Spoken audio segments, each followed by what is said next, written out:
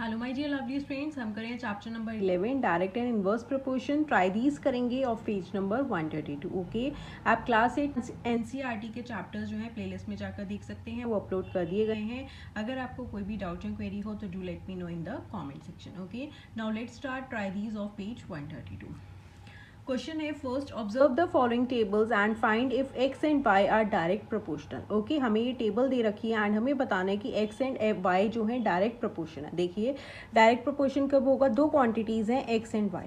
अगर x increase हो रहा है तो वाई भी इंक्रीज होगा, ठीक है। अगर एक्स डिक्रीज हो रहा है तो वाई भी डिक्रीज होगा।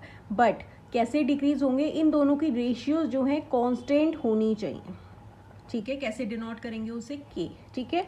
इन दोनों की रेशियोज जो है, अगर x इंक्रीज हो रहा है तो y को भी इंक्रीज होना चाहिए, बट कैसे? उनकी रेशियोज जो है सेम होनी चाहिए, कांस्टेंट होनी चाहिए।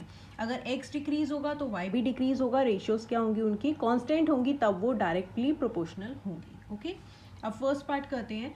x y दे रखा है हमें यहाँ पे 20, 17, 14, 11, 8, 5, 2। अब देखो x क्या है हमारा? डिक्रीज हो रहा है 20 से 17, देन 14, देन 11, 8, 5, 2, ठीक है। ये क्या है हमारा? डिक्रीज हुआ। अब y भी देखो डिक्रीज हो रहा है 40, 34, 28, 22, 16, 10, 4। ओके, अब ये देखने से क्या है? डायरेक्टली प्रोपोर्शनल है, क्योंकि x डिक्रीज हो रहा है तो y भी डिक्रीज हो रहा है। बट हमें क्या कब पता चलेगा कि ये डायरेक्टली प्रोपोर्शनल है? जब दोनों की रेशियोज क्या होंगी? कांस्टेंट होंगी। ओके, अब हम क्या करते हैं, इसे नेमिंग कर देते हैं x1, y1, x2, x3, x4, x5, x6, x7। Okay, हो गया y2, y3, y4, y5, y6, y7। Okay, अब x1, y1 चेक कर लेते हैं, क्या है? 20/40 है। अब आप इसे कैंसिल करोगे तो क्या हो जाएगा? 0 से 0 कैंसिल हो जाएगा, 2 1 ज़ा 2, 2 2 ज़ा 4, दैट मीन्स 1/2 आ गया। ओके, नाउ x2, y2 क्या हो गया? 17/34। 17 1 ज़ा 17 होता है, 17 2 ज़ा 34, ये भी क्या हो गया? 1/2 हो गया। दैट मीन्स x1 y1 किसके इक्वल है? x2 y2 के इक्वल है। Now x3 upon y3, x3 क्या है? 14/28। अगेन ये कैंसिल हो जाएगा, 14 1 ज़ा 14, 14 को 2 से करेंगे तो 28 हो जाएगा। अब हो गया x4 अपॉन y4। x कितना है? x4 है 11/22। अगेन 11 1 ज़ा 11, 11 2 ज़ा 22। Okay, x5 upon y5, x5 कितना है? 8/16, 8 1 ज़ा 8, 8 2 ज़ा 16। x6 y6, x कितना है हमारे पास? 5/10, 5 1 ज़ा 5, 5 2 ज़ा 10। x7 upon y7 is equals to 2/4, 2 1 ज़ा 2, 2 2 ज़ा 4। ओके, अब देखो, एक तो ये क्या थे? डिक्रीज हो रही थी, दोनों क्वांटिटीज जो है डिक्रीज हो रही थी, एंड दोनों की रेशियोज क्या है? बिल्कुल कांस्टेंट आई हैं, सेम है, 1:2 में आई है, 1/2 में। Okay, that means they are directly proportional. हमें यही बताना था कि टेबल्स ऑब्जर्व करनी थी एंड बताना था कि x and y are directly proportional. तो आप यहाँ पे लिख देंगे x1 y1 is equals to x2 y2, x3 y3, 6 is equals to x7 y7। Okay, दोनों सब क्या है? ये इक्वल है। क्या है इनकी रेशियोज? क्या है? कांस्टेंट है, k है, is equals to k। yes, x and y are directly proportional to each other, proportional to each other। Okay students, ऐसे आप पता लगाएंगे। ये नहीं कि हमने टेबल देखा कि ये डिक्रीज हो रहा है, ये भी डिक्रीज हो रहा है, तो वो डायरेक्टली प्रोपोर्शनल है। वो डायरेक्टली प्रोपोर्शनल तब होंगे जब उनकी रेशियोज, उनकी वैल्यू जो है बिल्कुल कांस्टेंट आनी चाहिए। एंड यहाँ पे देखो सारी कांस्टेंट आई हैं, इसलिए एक्स और वाई के हैं डायरेक्टली प्रोपोर्शनल है। ओके, अब करते हैं इसका सेकेंड पार्ट। ओके स्टूडेंट्स, इसका नेक्स्ट पार्ट है। अगेन हमें क्या बताना है कि ये दोनों जो हैं डायरेक्टली प्रोपोर्शनल है या नहीं। अब देखो 6, 10, 14, 18, 22, 26, 30। अब क्या है? ये इंक्रीज हो रहा है, x इंक्रीज हुआ। y देख लेते हैं, 4, 8, 12, 16, 20, 24, 28। अब ये भी इंक्रीज हुआ। अब देखने से क्या लग रहा है कि ये जो है डायरेक्टली प्रोपोर्शनल है, क्योंकि x इंक्रीज हो रहा है तो y भी इंक्रीज हो रहा है। बट हम कैसे पता लगाएंगे? जब x अपॉन y इक्वल होगा किसके? k के। दैट मीन्स जब ये कॉन्स्टेंट होगा। ओके, इसे कर देते x1 y1, x2 y2, x3 y3, x4 7 y8। इस तरीके से हमने कर दिया। अब हम देखते हैं x1 upon y1 is equals to 6 upon 4 है, ठीक है। अभी से कैंसिल कर देते हैं, 2 से कैंसिल हो जाएगा, 2 3 ज़ा 6, 2 2 ज़ा 4, आगे कैंसिल नहीं हो सकता, ये 3/2 हो गया। नेक्स्ट है x2 y2 कितना है 10/8, अगेन 2 से कैंसिल कर देते हैं, 2 5 ज़ा 10, 2 4 ज़ा 8। अब देखो यहाँ पे आया 3/2, यहाँ पे आया 5/4। इससे पता चल गया हमें आगे निकालने की ज़रूरत भी नहीं है, हमें पता चल गया कि ये जो है डायरेक्टली प्रोपोर्शनल नहीं है।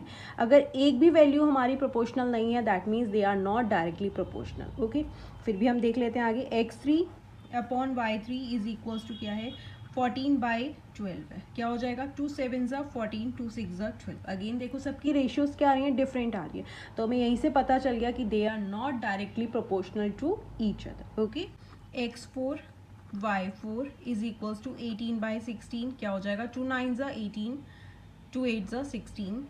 x5 upon y5 is equals to 22/20 है, 2 11 ज़ा 22, 2 5 ज़ा 2 10 ज़ा 20, 11 22 हो गया, 2 5 ज़ा 10 हो गया। x6 upon y6 is equals to 26 upon 24 हो जाएगा, 2 1 ज़ा 2, 2 3 ज़ा 6, 2 1 ज़ा 2, 2 2 ज़ा 4। ओके, आपको ये निकालने की नीड नहीं है, बट मैंने आपको यहाँ बता दिया क्योंकि हमें जस्ट ये बताना है कि ये जो है डायरेक्टली प्रोपोर्शनल है या नहीं।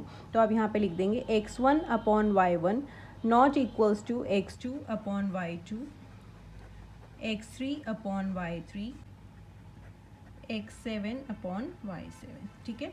यहाँ पे लिख देंगे xy is not constant, therefore x and y are not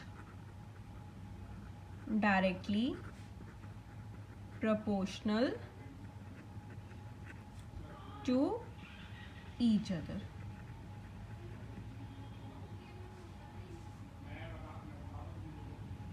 okay, अगर ये हमारी क्या है वैल्यूज इक्वल, इंक्रीज तो हो रही है, हमारा x भी इंक्रीज हो रहा है, y भी इंक्रीज हो रहा है, बट इनकी रेशियोज जो है कांस्टेंट नहीं है। कब होगा ये डायरेक्टली प्रोपोर्शनल, जब x अपॉन y जो है k के इक्वल होगा, दैट मीन्स k होगा। यहाँ पे x और y जो है कांस्टेंट ही नहीं है, तो हमारा x और y जो है डायरेक्टली प्रोपोर्शनल नहीं है। ओके, आप यहाँ पे लिख देंगे x upon y not equals to x upon 2 not equals to. Okay, आप यहाँ पे 2 फाइंड करेंगे ना, तभी आपको पता चल जाएगा कि ये जो हमारे डायरेक्टली प्रोपोर्शनल नहीं है।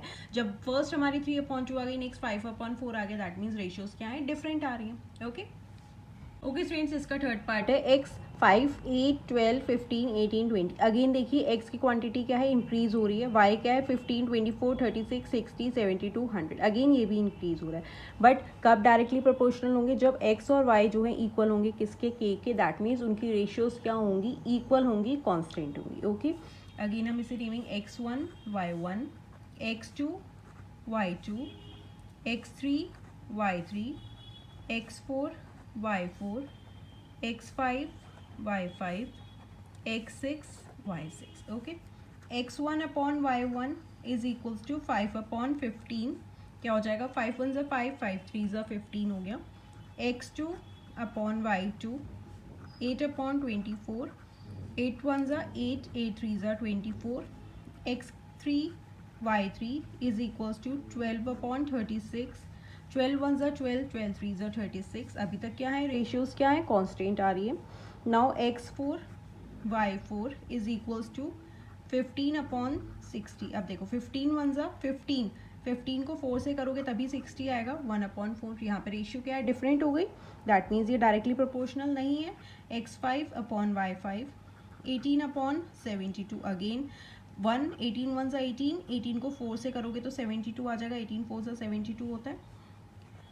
x6 upon y6 is equals to 20 upon 100, ये हो जाएगा 20 1 ज़ा 20, 5 से करोगे तो 100 हो जाएगा। अब देखो यहाँ पे 3 रेशियोज जो है इक्वल आई हैं, बट आगे की हमारी क्या है, डिफरेंट हो गई, तो that means they are not directly proportional. अगर एक भी डिफरेंट हो जाती है तो वो डायरेक्टली प्रोपोर्शनल नहीं होंगे। ओके, तो आप यहाँ पे लिख देंगे x1 y1 not equals to x2 y2, x3 y3 not equals to x4 y4, x6 y6। Okay, sorry, यहाँ पे x1 y1 इक्वल है, x2 y2 भी इक्वल है x3 की, ये जो है डायरेक्टली प्रोपोर्शनल नहीं है, ये इक्वल है। ठीक है, तो ये क्या हो जाएगा 1/3 equals to 1/3 equals to 1/3, not equals to 1/4, not equals to 1/4 है एंड यहाँ पे है 1/5। ठीक है, तो यहाँ पे ओनली क्या है 3 तक रेशियोज जो हमारी कांस्टेंट आई हैं, आगे हमारी कांस्टेंट नहीं है, तो यहाँ पे लिख देंगे no x and y are not directly proportional to each other। Okay students, यहाँ पे इक्वल है बच्चों, ये दोनों जो है रेशियोज x1 x2 के इक्वल है, x2 x3 के इक्वल है, ये तीनों इक्वल है, आगे जो है हमारी इक्वल नहीं आई है, ये कांस्टेंट नहीं है, तो ये पूरा क्या हो गया डायरेक्टली प्रोपोर्शनल नहीं है। Okay, the question number 1 of try these, page number 132। आगे का नेक्स्ट क्वेश्चन हम नेक्स्ट वीडियो में कंटिन्यू करेंगे एंड आप क्लास 8 न्यू एनसीईआरटी के चैप्टर्स चैनल की प्लेलिस्ट पे जाकर देख सकते हैं। अगर आपको कोई भी डाउट या क्वेरी हो तो do let me know in the comment section. Thank you for watching, bye bye, see you in the next video.